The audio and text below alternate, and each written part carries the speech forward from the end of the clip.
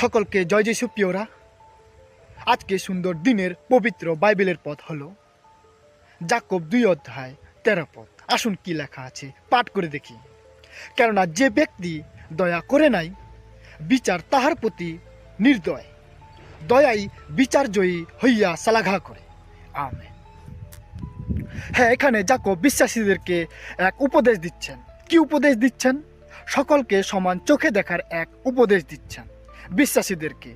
তোমরা যদি অন্যের প্রতি দয়া বা করুণা প্রদর্শন না করো, তাহলে ঈশ্বরের সহভাগিতায় জীবনযাপন করছো না।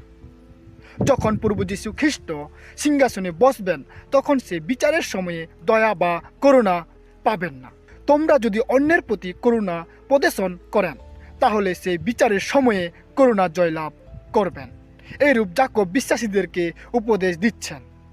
হ্যাঁ প্রিয় বিশ্বাসীরা, আমিও আপনাদের কাছে সে প্রভু যীশু খ্রিস্টের উপদেশকে রাখছি।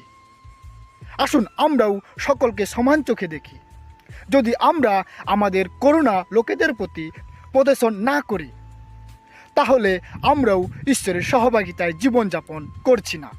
যদি আমরা লোকেদের প্রতি দয়া বা করুণা প্রদর্শন করি, তাহলে আমরাও ঈশ্বরের সহভাগিতায় চলি এবং ঈশ্বরের দয়া বা করুণাকে জয়লাভ করব। তাই আসুন প্রিয় বিশ্বাসীরা, সেই ঈশ্বর প্রভু যীশু খ্রিস্টের সহভাগিতায় জীবনযাপন করে সে ঈশ্বরের দয়া বা করুণাকে জয়লাভ করি। ঈশ্বর এই বাক্যের দ্বারায় প্রত্যেককে আশীর্বাদ করুক। সকলকে জয় যিশু।